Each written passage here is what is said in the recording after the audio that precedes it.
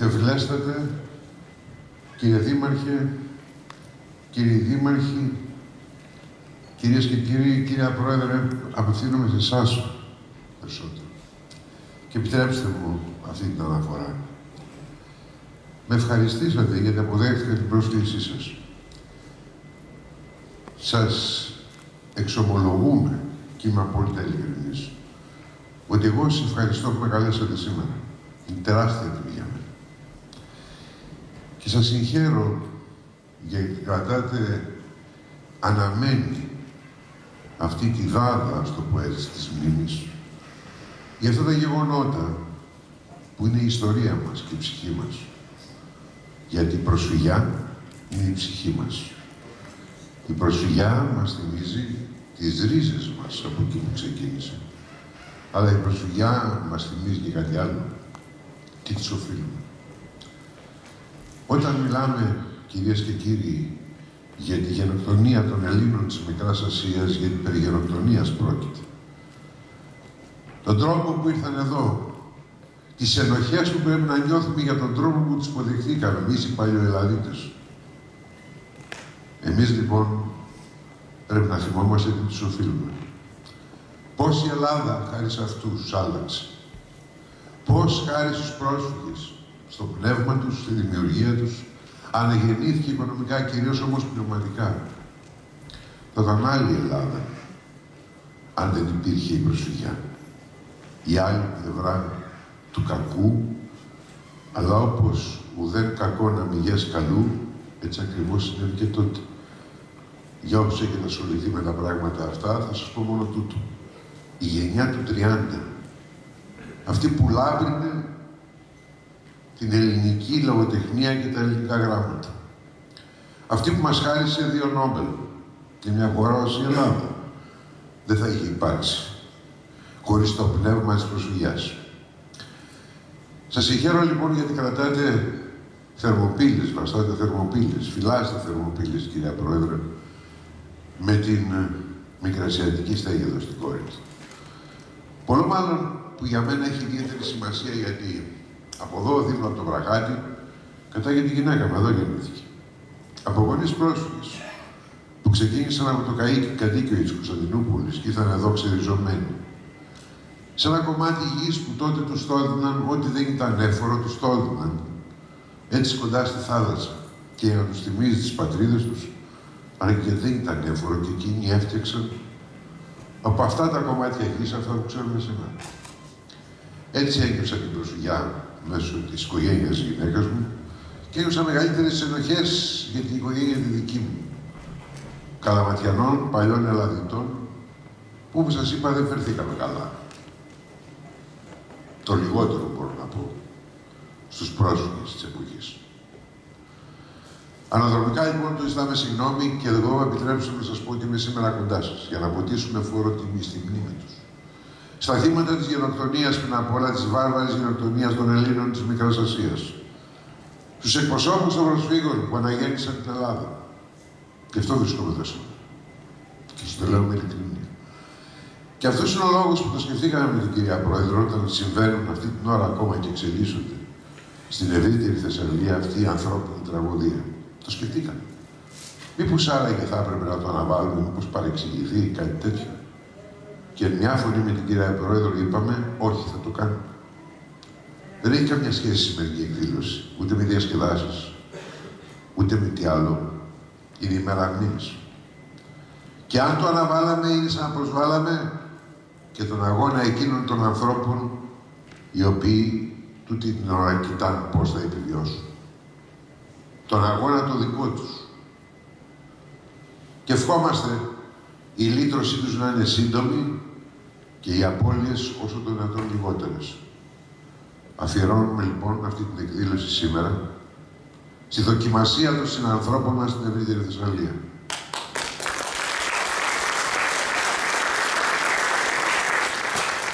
Έρχομαι στο θέμα για το οποίο είμαι σήμερα εδώ, το πλήρες κείμενο της ομιλίας μου που το έχω στείλει εδώ και επί κάποιες μέρες στην κυρία Πρόεδρο για να το έχει στείλει και να το αναρτήσει στον ιστότοπό της, ώστε να μην σας κουράσω περισσότερο, αλλά να μείνω στην ουσία και την επικαιρότητα του γεγονότος αυτού. θεωρούμε συνθήκη της Λοζάνης. Θα γυρίσουμε τόσο πίσω, 100 χρόνια πριν, 1923. Είναι ανάγκη, κυρίες και κύριοι. Γιατί η συνθήκη της Λοζάνης, αυτό το μέγα επίτευγμα του Ελευθερίου Βενιζέλου, είναι και σήμερα ζητούμενο. Η εφαρμογή της, ο σεβασμός της. Δεν έχετε παρά να δείτε πριν από λίγες μέρες, Τρίτη μας πέρασε, στις 5 Σεπτεμβρίου, όταν στην Άγκυρα ο νέος Υπουργός Εξωτερικών Ταΐπ Ερντογάν, ο Χακάμ Φιντάν, μπροστά στον Έλληνα ομολογό του, χωρίς να οροδίσει πρόδενος, μίλησε για ομογενείς της Τουρκίας στην ελληνική Θράκη, άρα για τουρκική μειονότητα. Και είπε και το αδιανόητο. Ζητάμε, λέει, από την Ελλάδα να σέβεται τις μειονότητες, εμείς που σεβαστήκαμε τις μειονότητες στον τόπο μας. Αν είναι δυνατόν.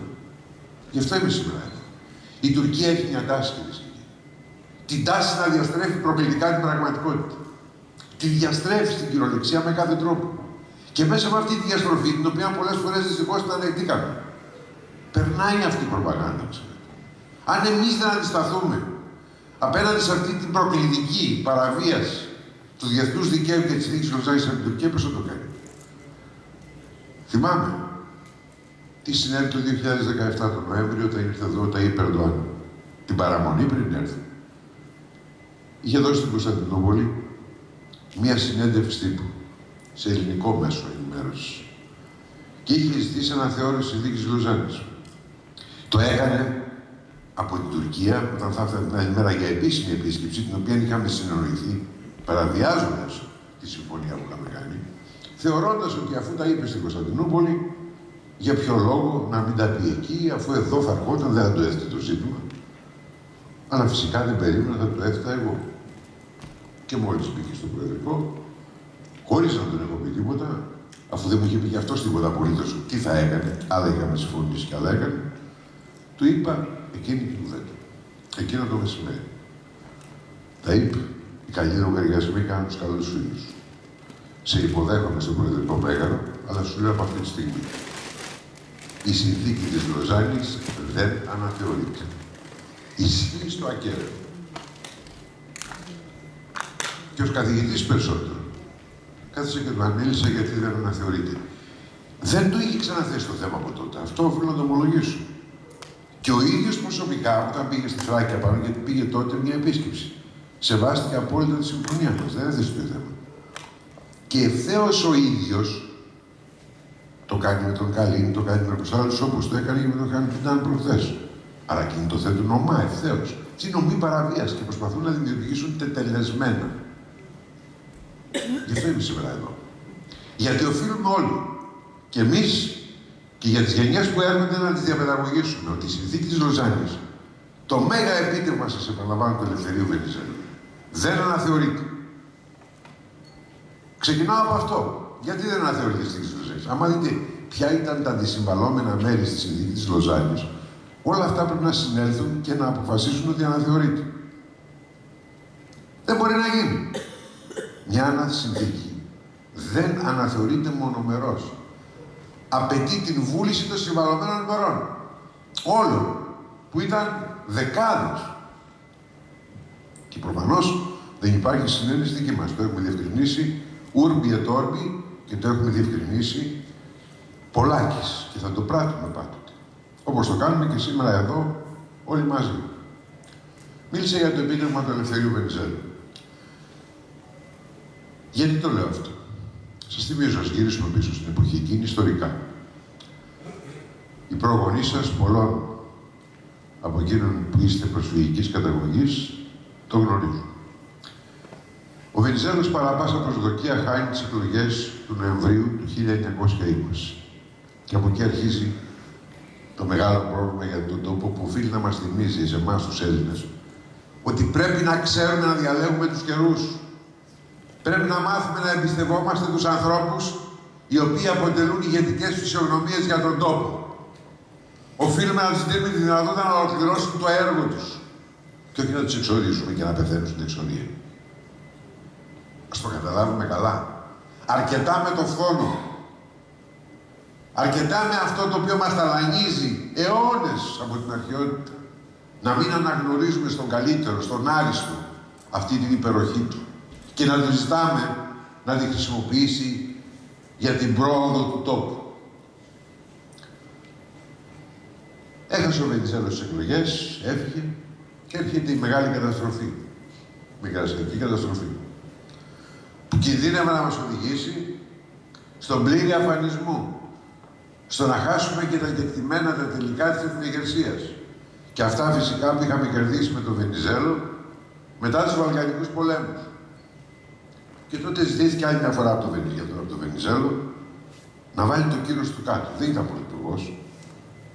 Με ορισμένους συνεργάτες, Νικόλα Πολίτη και άλλους, πήγε στη Λοζάνη 6 ολόκληρους μήνες, από τον Νοέμβριο του 1922 μέχρι τον Ιούλιο του 1923, έμεινε εκεί και με το κύρος του έκανε αυτό που έκανε. Όπως έγραψε τηλεγραφώντας την ημέρα που υπογράφηκε στη Λοζάνης. Με τη σεμνότητα που είχε αυτός ο άνθρωπος αυτού του Βεληνικούς, γιατί τον κατηγορούν τον Βενιζέλο για λαζονία, δεν έχουν παραδούν το τηλεγράφημα, ενώ είχε πετύχει ό,τι καλύτερο μπορούσε. Σε μια Ελλάδα που κατέρεε, είπε, δεν πετύχαμε ό,τι καλύτερο μπορούσαμε, αλλά αυτό ήταν το δυνατό. Η Συνθήκη της Λοζάνης είναι η βάση μας σήμερα, πάνω στην οποία στηρίζεται τόσο τόπος, τα σύνορά του, τα νησιά του, οι θάλασσές του, ο πληθυσμός μας. Και σας θυμίζω ότι η Συνθήκη της Λοζάνης ισχύει στο ακέραιο και θα ισχύει, χωρίς να μπορεί να θεωρηθεί κάθε οδήποτε τρόπο. Και ας έρθουμε να δούμε τι είχε κάνει ο Βενιζέλος για να καταλάβετε τη σοφία του ανδρός, αλλά και τον κύρος, γιατί χωρίς την αποδοχή των απόψεών του, από τους συμμάχους που ήδη μας είχαν καταλήψει κατά τρόπο ηταμό, γιατί και εκείνοι οφείλουν να θυμούνται τι έκαναν στο λιμάνι της Σμύρνης. Όποιο πρόβλημα και αν είχαν με τους ηθήνοντες τότε στην Ελλάδα, δηλαδή συμπεριφορά δυτικών κρατών, πολιτισμένων κρατών, αυτό το οποίο συνέβη. Δίνοντας στους ανθρώπους, στις ορδές της βαρβαρότητας, στο λεπίδι, πραγματικά, του βάρβαρου κατακτητή. Ο Βενιζέλος κατάλαβε τότε ότι χωρίς την ανταλλαγή πληθυσμών δεν θα μπορούσε να υπάρξει το εγχείρημα. Η ανταλλαγή των πληθυσμών την εποχή εκείνη ήταν ένα επώδυνο εγχείρημα. Μην αυταπατώμαστε. Επώδυνο. Ξέρετε τι σημαίνει άδος, το ξέρεις όμως. Αλλά ο Ελευθέριος Βενιζέλος ήξερε ότι χωρίς να υπάρξει αυτό δεν μπορούσε να υπάρξει ειρήνη ανάμεσα στην Ελλάδα και την Τουρκία. Και γι' αυτόν τον λόγο, με το που ξεκίνησε η Συνθήκη της Λοζάνης, υπογράφηκε κάτι που η Τουρκία ξεχνάει. Μην νομίζουμε ότι τα περί μειονοτήτων. Αυτά είναι με Συνθήκη της Λοζάνης και υπευλήθησαν στην Τουρκία. Όχι, κυρίες και κύριοι. Ο Ελευθέριος Βενιζέλος, γι' αυτό μιλάω για σοφία και το μέγα στρατήγημά του, προκάλεσε την υπογραφή. 30 Ιανουαρίου του 1923, η Συνθήκη της Λοζάνης υπογράφηκε τον Ιούλιο του 1927. Το 1923. Προκάλεσε λοιπόν την υπογραφή τη διμερή μεταξύ Ελλάδας και Τουρκίας περί ανταλλαγής πληθυσμών και περί των μειονοτήτων. Στα άρθρα 2, 3 και 5 της διμερούς συμφωνίας Ελλάδας-Τουρκίας της 30 Ιανουαρίου του 1923 ρητός αναφέρεται ότι η μειονότητα, γιατί ορισμένοι παρέμειναν στις αιστείες τους, η μειονότητα των μουσουλμάνων που δεν εκπατρίστηκαν στη Θράκη, αυτή η μειονότητα, η οποία είναι, ξέρετε, από Ρωμά, είναι παραδείγματος χάρη επίσης Πομάκη κλπ. Οι μειονότητες, ωστότερα οι μουσουλμανικές που έγιναν μία τότε, αυτή η μειονότητα είναι θρησκευτική μειονότητα. Έλληνες πολίτες με μουσουλμανική θρησκεία, θρήσκευμα μουσουλμανικό. Ρητά. Σας θυμίζω δε ότι αυτή η συμφωνία μετέπειτα ενσωματώθηκε στη Συνθήκη της Λοζάνης, στα άρθρα 19 και 142 της Συνθήκης της Λοζάνης, ενσωματώνουν πλήρως τη συμφωνία αυτή σαν απόσπαστο μέλος της Συνθήκης της Λοζάνης.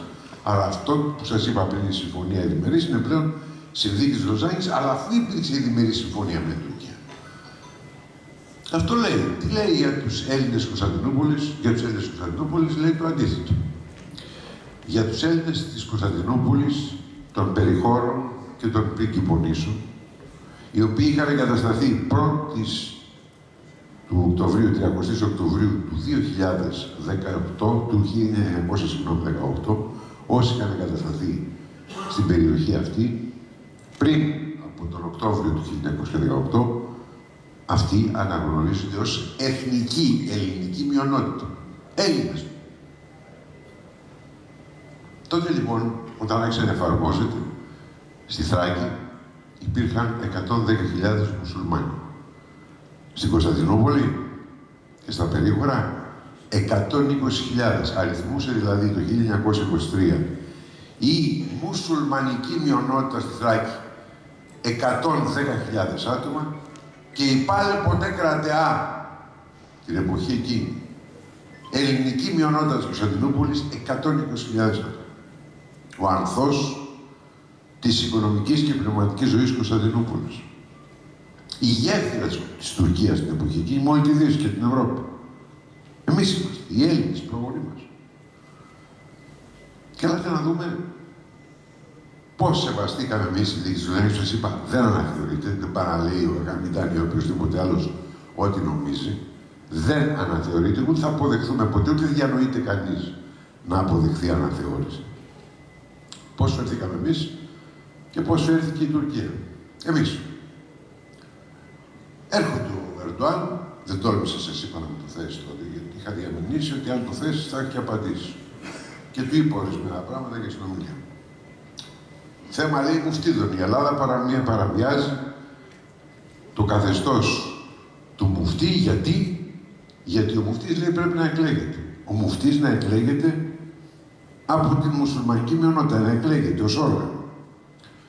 Ένα ερώτημα είναι να κάνει κανείς πρώτα και το είχα πει, γι' αυτό το είχα διαμηνήσει στον Ερντοάν. Δεν μου το θέσεις. Γιατί αν σου πω πώς εσύ εκλέγεις τον μουφτή που διορίζεται και ο μουφτής στην Κωνσταντινούπολη, στην Τουρκία. Δεν διανοούνται ποτέ να κάνουν εκλογές. Διορίζεται και εκεί και από εμάς ζητάνε εμείς γιατί το κάνουμε αυτό το πράγμα. Γιατί το κάνουμε επειδή το κάνει ο Ερντοάν εκεί και είναι θέμα αντεκδίκησης. Κάθε άλλο, κυρίες και κύριοι.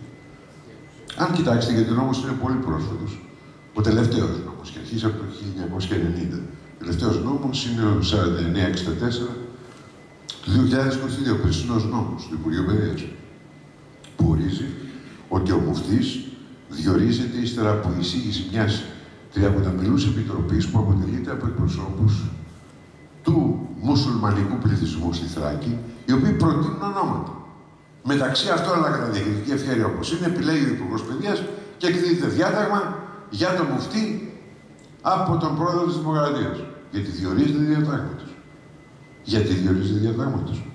Κάνει πως ξεχνάει ο Ταΐπ Ερντοάν, ο κύριος Χακίμ Φιντάν και άλλοι, ένα πράγμα που είναι κεκτημένο της Δίκης Λοζάνης και το ζητούσαν και ήδη. Αυτοί ζητούσαν πάντοτε. Παρόλο που είναι εντελώς αναχρονιστικό, σας διαβεβαιώ. Εγώ αισθάνομαι ντροπή που το διατηρούμε, αλλά εν πάση περιπτώσει είναι μια διεθνής υποχρέωση να κάνουμε. Ξέρετε ότι στη Θράκη εφαρμόζεται εν μέρη ο ιερός μουσουλμανικός, ιερός για αυτούς δηλαδή, φυσικά, μουσουλμανικός νόμος. Δηλαδή, αν θέλουν οι μουσουλμάνοι Έλληνες της Θράκης μπορούν να πάνε όχι στο πρωτοδικείο το ελληνικό, για να λύσουν διαφορές οικογενειακού δικαίου, θέματα γάμων, εποπτείας και των αγελάδων, θέματα κληρονομικού δικαίου για κληρονομιά και κληροδοτήματα, πάνε στο μουφτί και τους εκδικάζει τις διαφορές. Φυσικά, από εκεί πέρα επικυρώνεται από το πρωτοδικείο η απόφαση αυτή για να αποκτήσει και τον πλήρη δικαστικό χαρακτήρα. Αλλά πάντως, ο μουφτής εδώ συμπεριφέρεται ως δικαστικό όργανο. Γι' αυτό και λέγεται ιεροδίκης. Ο μουφτής δηλαδή, κατά τον μουσουλμανικό νόμο που οι ίδιοι οι Τούρκοι ζήτησαν να ισχύει κάτι στη Λοζάνης, είναι και δικαστικό όργανο. Και εγώ σας ρωτώ, πού ακούστηκα το ελληνικό σύνταγμα τώρα, έτσι. Δικαστικό όργανο, άσχετα με εκκλησιαστικά καθήκοντα. Δικαστικό όργανο να εκλέγεται από το πίμνιο Θεοφιλέστατη, ας το πω έτσι. Πού ακούστηκε αυτό. Θα ήταν εντελώς αντίθετο με το Σύνταγμά μας. Δεν υπάρχει να κοιτάξει κανείς που λέει πώς διορίζονται κάθε δικαστικό όργανο στην Ελλάδα. Εμείς τι κάναμε, εφαρμόσουμε το διεθνές δίκαιο και το Σύνταγμά μας. Τους ικανοποιούμε όλες ακριβώς αυτές τις απαιτήσεις που έχουν να δικάζει ο μουφτής στην Ελλάδα. Και έρχονται και σου λένε και να δικάζει και άσε τη μουσουλμανική μειονότητα να το κάνει για να βάλουν το προξενείο από δίπλα να κάνει με όλους αυτούς τους ψευδομουστίδες, πράκτορες της Άγκυρας, πράκτορες των Τούρκων. Όχι. Ως εδώ. Εμείς ποτέ δεν θα το ανεχτούμε αυτό. Και δεν θα το ανεχτούμε γιατί τηρούμε στο ακέραιο, όπως σας είπα, το διεθνές δίκαιο. Άρα λοιπόν, σε ό,τι αφορά το Μουφτί, εμείς τηρούμε το διεθνές δίκαιο και το ελληνικό σύνταγμα. Τίποτα παραπάνω, τίποτα παρακάτω. Έρχομαι στο μείζον θέμα που έχουν θέσει. Πήγαν μάλιστα και στο Συμβούλιο της Ευρώπης, στο Δικαστήριο του Στρασβούργου, βγήκαν και ορισμένες αποφάσεις στην αρχή, οι οποίες βεβαίως αυτή τη στιγμή ανετράπησαν από τον Αριοπάγο και νομίμως ανετράπησαν, διότι υπάρχουν ορισμένοι περίεργοι, ας το πω έτσι, το λιγότερο, στην περιοχή εκεί, οι οποίοι επικαλούμενοι το δικαίωμα του αυτοπροσδιορισμού θέλουν να ιδρύσουν σωματεία μουσουλμάνων, το θρήσκευμα, αλλά τουρκικής καταγωγής. Δηλαδή πάνε να βάλουν από την πίσω πόρτα της συνθήκης της Λοζάνης, από την πίσω στην κυριολεξία, να μετατρέψουν τη θρησκευτική μειονότητα κατά τη συνθήκη της Λοζάνης σε εθνική μειονότητα. Η Ελλάδα είπε, με συγχωρείτε πολύ. Πώς αυτό το πράγμα μπορεί να γίνει? Πήγαν στο δικαστήριο, δεν είχε γίνει καλός χειρισμός και από την πλευρά τη δική μας, η αλήθεια.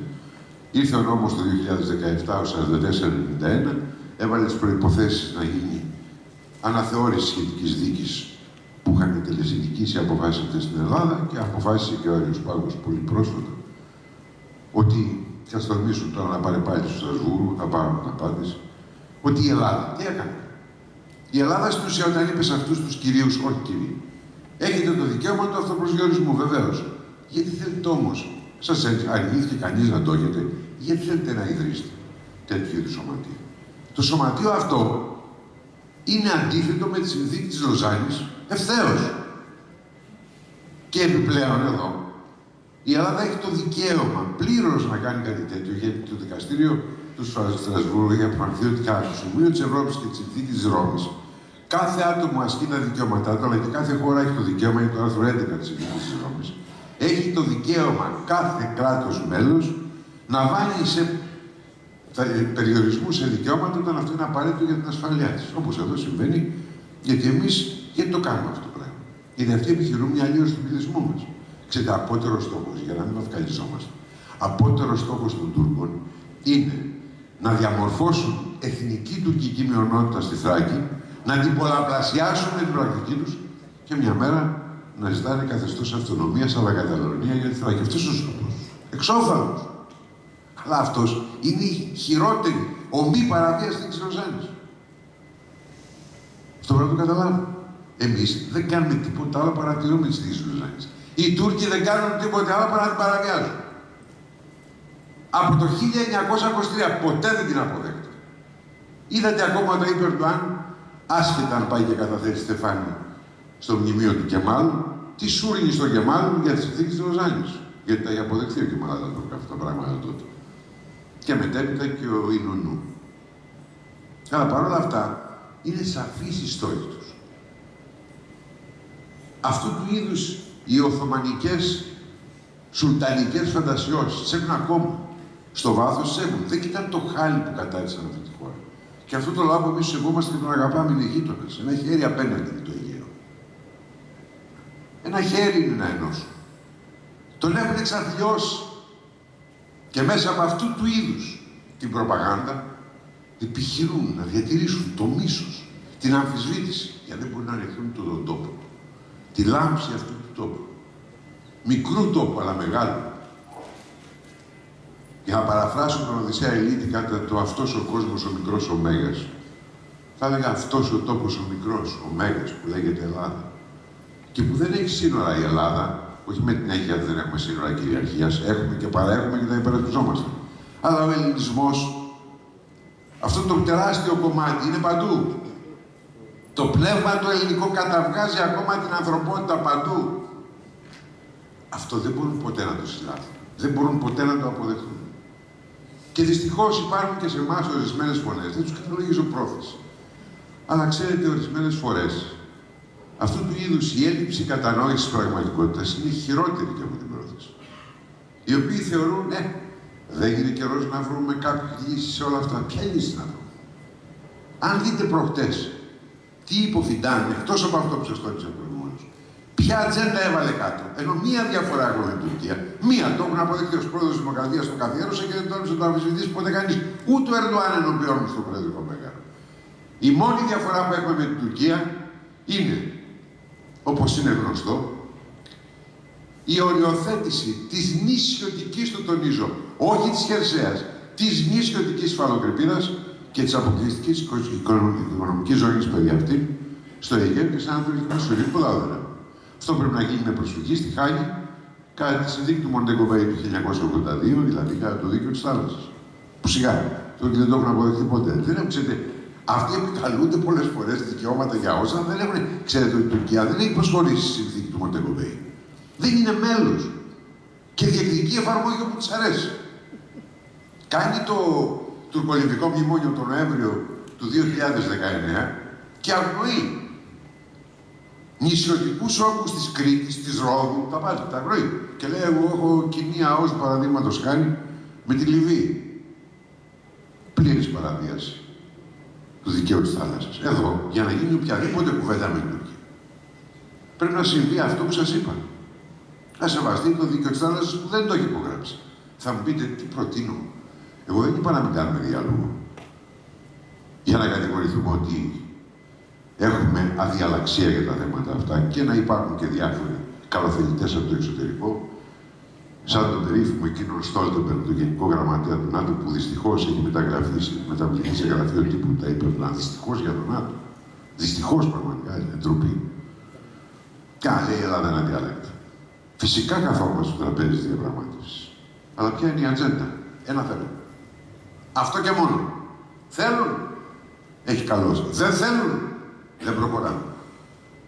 Γιατί σας λέω, στόχος αυτή τη στιγμή της Τουρκίας είναι να ξαναγυρίσουμε πάλι στο μεγάλο λάθος που συνέβη το 1999, την εποχή εκείνη, όταν είχαμε τα δύο θλιβερά κίνδυνα, πραγματικά δηλαδή, το ένα στη Μαδρίτη, στη Σύνοδο του ΝΑΤΟ, μεταξύ του τότε Πρωθυπουργού και βεβαίως του Τούρκου Προέδρου, που μίλησε για κυριαρχικά δικαιώματα στον πληθυντικό παρακαλώ της Τουρκίας στο Αιγαίο, και μετά για εκείνη την Σύνοδο στο Ελσίνκι του Συμβουλίου της Ευρώπης, του Ευρωπαϊκού Συμβουλίου ορθότερα, όπου και εκεί ξανά τα ίδια για τα συμφέροντα της Τουρκίας.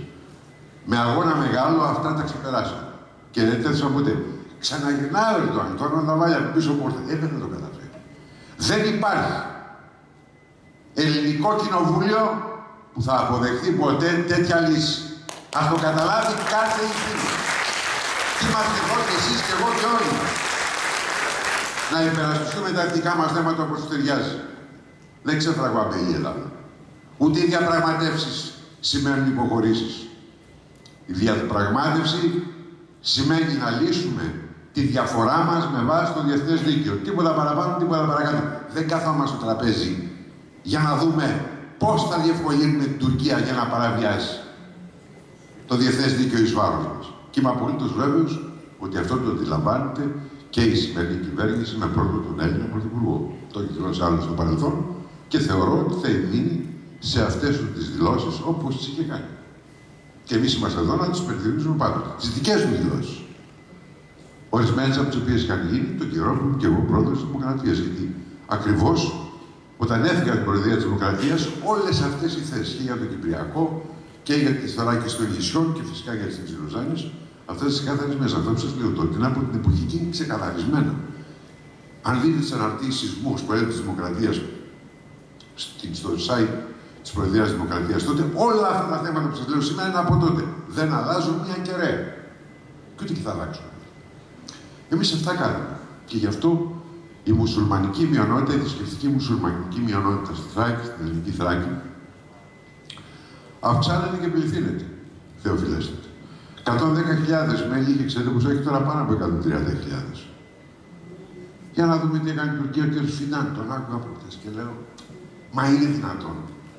Θράσος πραγματικά αυτού του επίπεδου να λέει, η Ελλάδα λέει να σεβαστεί το δήμα των μειονότητων, και εμείς λέει σεβόμαστε τις μειονότητες στον τόπο μας. Ποιοι σεβάστε, τι.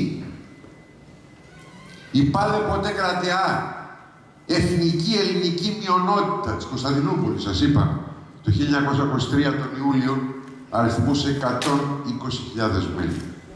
Ξέρετε πόσα έχει σήμερα? 2.000. Τι είχαν αυτοί και αυτοί?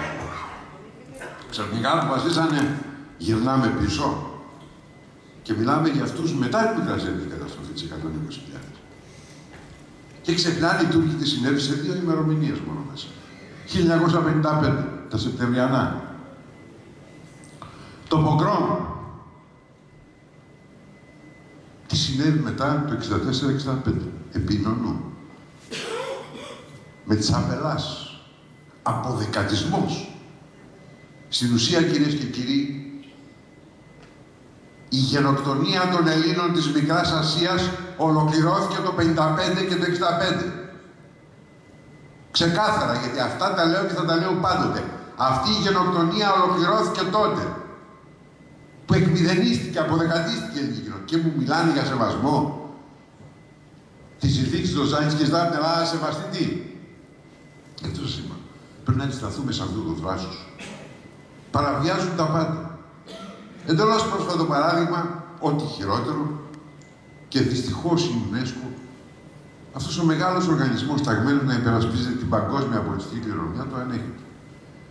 Πραγματικά έδωσε εκεί και είδωρη η Τουρκία για να γίνουν μουσείο όλη η περιοχή της Αγίας Σοφιάς, μονή της χώρας, όλος ο χώρος εκείνος, για να αποτελεί μνημείο της παγκόσμιας πολιτιστικής κληρονομιάς και όχι παρακαλώ της θρησκευτικής, παγκόσμιας πολιτιστικής, το τονίζω. Και έρχεται το Ερντογάν ξαφνικά και λέει, το ξανακάνουν τζαμί.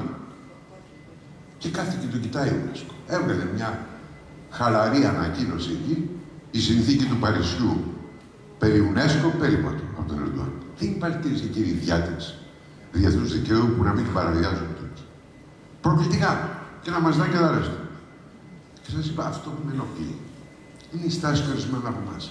Λέει, μήπως τα θέλουμε όλα, μήπως θα πρέπει να δούμε, μήπως κάπου έχουν δίκιο και οι Τούρκοι. Και εγώ σας ρωτώ με αγωνία. Πραγματική αγωνία. Πείτε μου, σας παρακαλώ. Τι είναι εκείνο στο οποίο δεν έχουμε δίκιο από όσο σας είπα τώρα? Πείτε μου ένα εθνικό θέμα που να μην στηρίζεται στο ακέραιο, στο διεθνές δίκαιο. Πείτε μου πού μπορούμε να υποχωρήσουμε. Στη δίκη της Λοζάνης, αδιανόητο. Στην αμυντική θωράκιση των νησιών μας, αδιανόητο. Στην Κύπρο μας, αδιανόητο.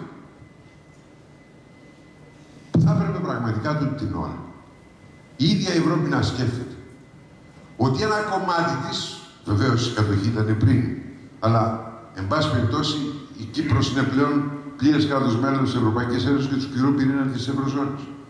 Αυτό το κράτος για 50 ολόκληρα χρόνια, 49 πάμε στα 50, τελεί υπό τον τουρκικό ζυγό κατά το 1 τρίτο. Ναι, είμαστε απέναντι με όλες μας τις δυνάμεις στη βάρβαρη εισβολή της Ρωσίας και του Πούτιν στην Ουκρανία. Στηρίζουμε τον Ουκρανικό λαό. Αλλά δεν πρέπει να θυμίσουμε στους εταίρους μας, είτε στον ΝΑΤΟ είτε στην Ευρωπαϊκή Ένωση. Εμείς είμαστε δίπλα. Αγωνιζόμαστε να φύγει ο εισβολέας, κυρώσεις, οτιδήποτε. Αυτοί δεν σκέφτονται για ένα κράτος μέλος της Ευρωπαϊκής Ένωσης. Μια κύρωση δεν έχει επιβληθεί στην Τουρκία για 50 χρόνια κατοχής και θα το ανεχόμαστε. Θα μας κατηγορούν δήθεν. Ακούστε, λέει, παίζετε εσείς ορισμένοι που τα λέτε αυτό το παιχνίδι του Πούτιν. Ποιο Πούτιν το παιχνίδι παίζουμε? Παίζουμε το παιχνίδι του Ερντοάν όσοι αρνούνται αυτού του είδους την υπεράσπιση της Κύπρου. Γι' αυτό θα το λέω πάντοτε. Πολλές φορές έχω κατηγορηθεί και δεν με νοιάζει, είναι τιμή μου. Γι' αυτό είμαι συγκινημένος που είμαι σήμερα μαζί σας. Είναι τιμή μου να σκέφτομαι αυτές τις ώρες αυτή την κουβέντα που θα σας πω και που την αισθάνομαι ως τα κατάβαθα. Η επέτειος της εθνεγερσίας του 1821 δεν ήταν ο χρόνος του 1921 που ήρθε και έφυγε. Αυτά τα 200 χρόνια είναι 200 χρόνια, αλλά η εθνεγερσία συνεχίζεται όσο υπάρχει ένα κομμάτι της μαρτυρικής γης της Κύπρου, το οποίο τελεί υπό τουρκική κατοχή. Είναι χρέος μας.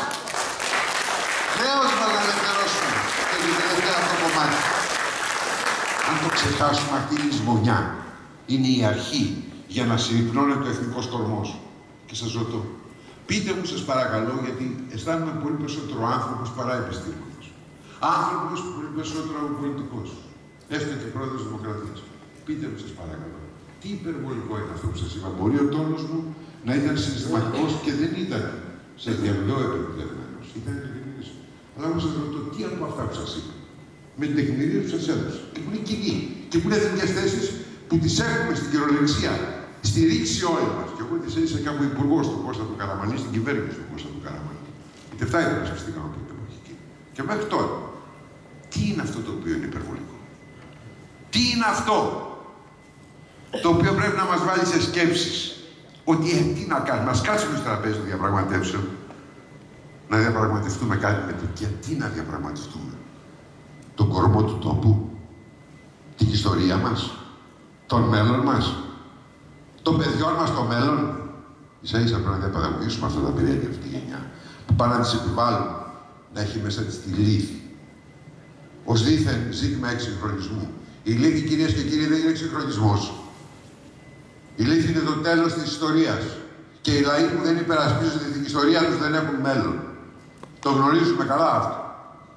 Γι' αυτό, κυρία Πρόεδρε, σας κούρασα και το ξέρω. Αλλά αισθάνομαι τιμή που βρίσκομαι σήμερα μαζί σας. Γιατί όσο υπάρχετε εσείς, όλοι αυτοί που είστε εδώ, είστε πολλοί πραγματικά. Μην το υπολογίζετε σε άτομο. Τέτοιες μέρες στη Θεσσαλονίκη είστε πολλοί που βρίσκεστε σε αυτόν τον τόπο. Αρκεί να μην ξεχνάμε τι λέμε εδώ και αρκεί καθένας από εσάς να μεταβάλλεται σε ένα διαπρίσιο κήρυκα. Ούρμπι ετόρμπι, αυτόν που λέμε και υπερασπιζόμαστε. Γι' αυτό σας είπα ότι αυτό το κείμενο υπάρχει. Το δημοσίευσα ως καθηγητής, ως πρόεδρος της Δημοκρατίας. Απάντηση δεν πήρα από κανέναν που ήταν αντίθετος. Μα κανένα από κανέναν. Και γι' αυτό όσο μπορείτε διαδώστε το. Για να φέρετε το όνομά μου, κύριε Πρόεδρε. Αλλά μην ξεχνάω. Σας ευχαριστώ πολύ. Καλή νύχτα.